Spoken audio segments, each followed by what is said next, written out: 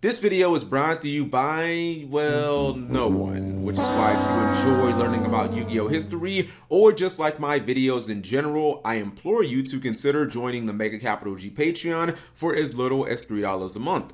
Not only does this help me pay for the artists I hired to design my thumbnails, but my tiers include special incentives like custom-made fan-inspired Yu-Gi-Oh seasonal stickers that are currently in the works. If you do sign up, I thank you very much, and even if you don't sign up, of course I thank you very much just for watching the video. The link is in the description. If movies, anime, television shows, books, and pretty much all forms of fictional media have taught me anything, it's that most of the time, what's dead should stay dead.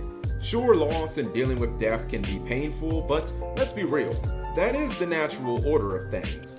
Even when it comes to our beloved Yu-Gi-Oh TCG, when you kill 99.9% of monsters in this game, they go to the graveyard and stay there, dead forever.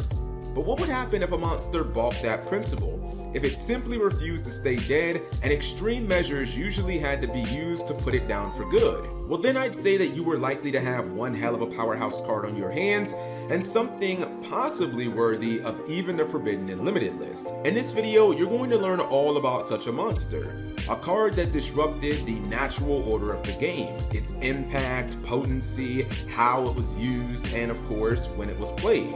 Today's video is all about the long-forgotten powerhouse Vampire Lord, one of Yu-Gi-Oh's first self-reviving menaces. Let's go back to the Duel Monsters era. If you know your history, or maybe you're just a Yu-Gi-Oh super boomer like myself, you'll remember V-Lord premiering as the highly sought-after 000 Hobby League Secret Rare in the Legacy of Darkness core booster set in the TCG.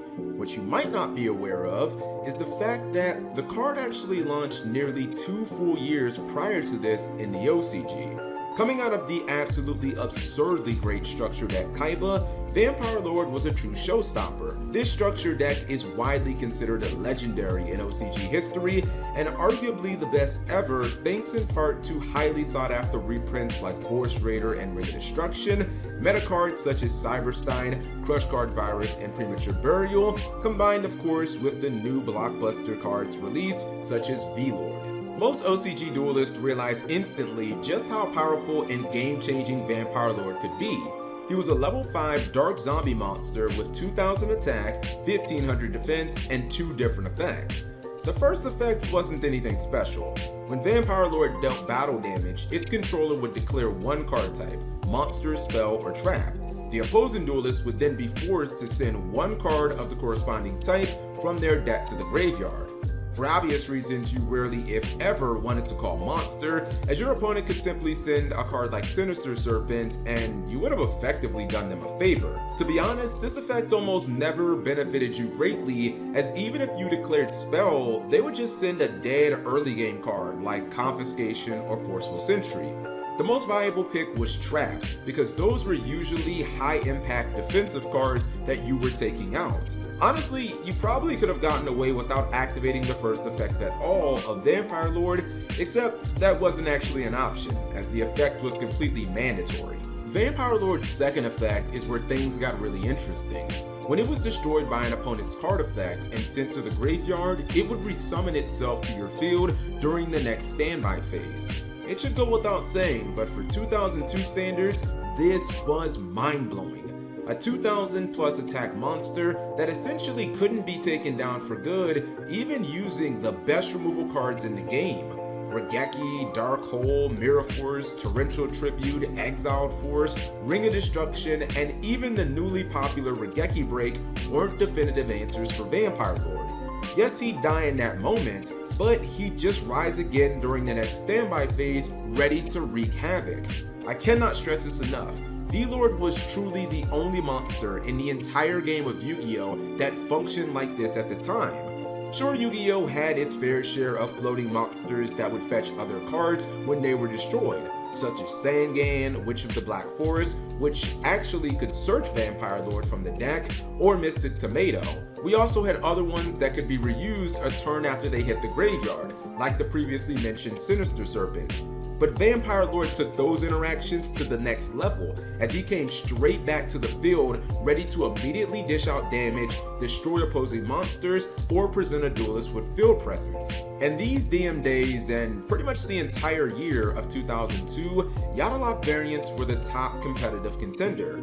These builds were chock full of spot removal cards like the ones mentioned earlier to easily remove threats on the field so Yada could consistently swoop down and start landing direct attacks to set up the lock.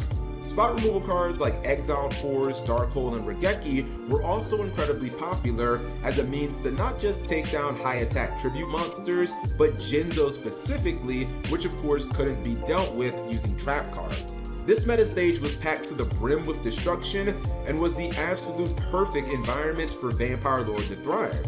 Once he hit the field, he was usually one hard son of a gun to take down for good. V-Lord would usually put your opponents in lose-lose situations where they could use their spot removal trap cards to deal with them for a turn, but that would come at the cost of them burning away their resources, and you'd still ultimately be left with a solid-sized monster for them to deal with as they began their turn.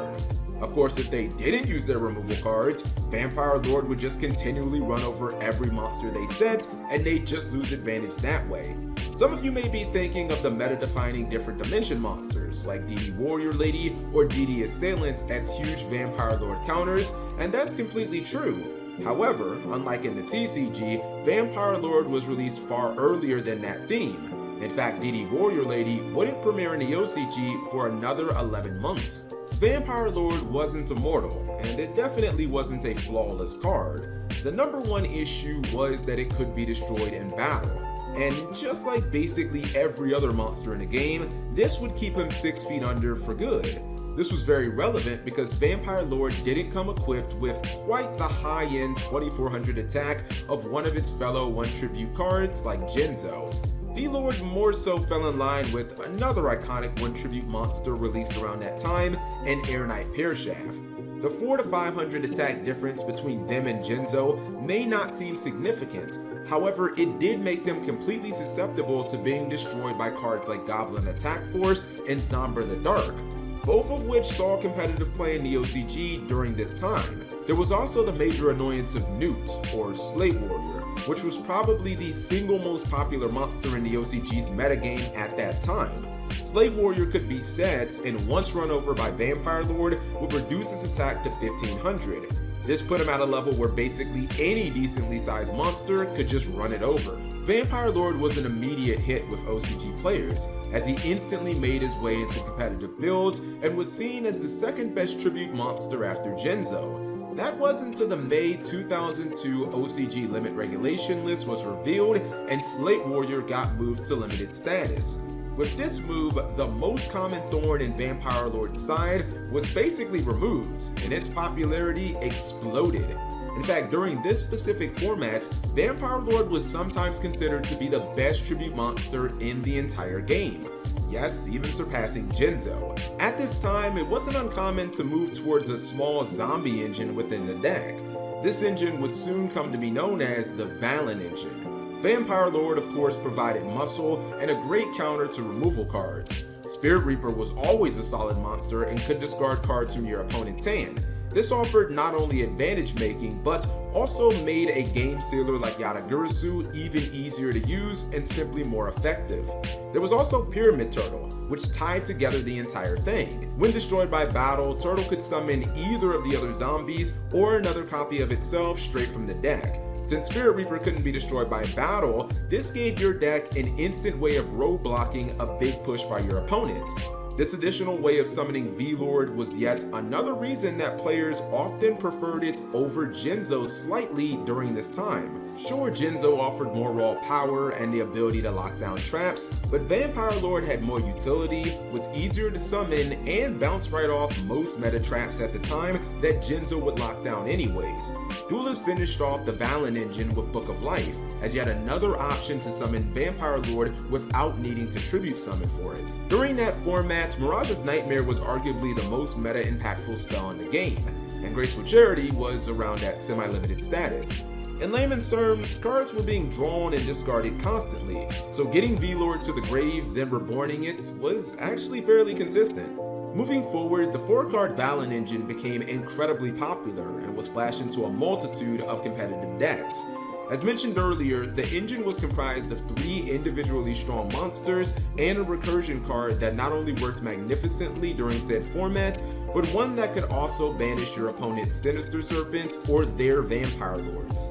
Another big reason for Vampire Lord's popularity during this time, outside of, well, the card's obvious strength, was the way that the card functioned while in the hand. Much like the original versions of Sangan and Witch of the Black Forest, during this time, V-Lord didn't actually have to be on the field to trigger its effect. Over the May 2002 and January 2003 formats in the OCG, the Valen engine became so abundant in the metagame that Vampire Lord was moved to limited status in the OCG's 2003 limit regulation list.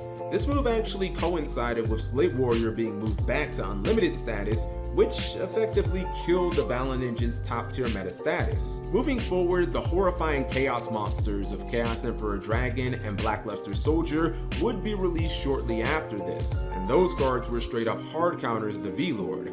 BLS could of course just banish him with Ignition Priority, and Emperor Dragon sent to the grave, not destroyed. This meant that it did not trigger Vampire Lord's effect. This led to an extremely sharp decline in meta popularity, and the card slowly returning back to unlimited status as it saw less and less play. As mentioned earlier, during this time, Giddy Warrior Lady was also yet another counter option that saw a lot of competitive play, so the meta environment was no longer suited for Vampire Lord to be a menace. While the card would fall into competitive obscurity for the remainder of the OCG's DM era, it's still largely remembered for being a card that completely shattered the mold.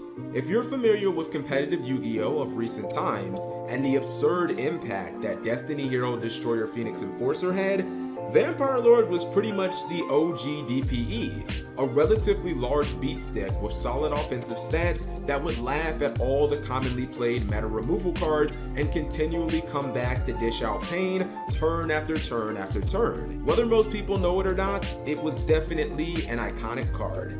And with that, we are at the conclusion to this Yu-Gi-Oh! Story. If you enjoyed the video, or more importantly, you learned something, give the video a big thumbs up, check out the other stories that I'm sure are on the screen right now, and subscribe if you have not already for more videos just like this one. Thanks for watching. Actually, wait, before we end the video, we must always thank our patrons. Super Canadian, my old buddy Garen Williams, Brian Ford, Izzy Diaz, Akinasism, Volnuff, Ernesto Sanchez, and Big Pimpin'.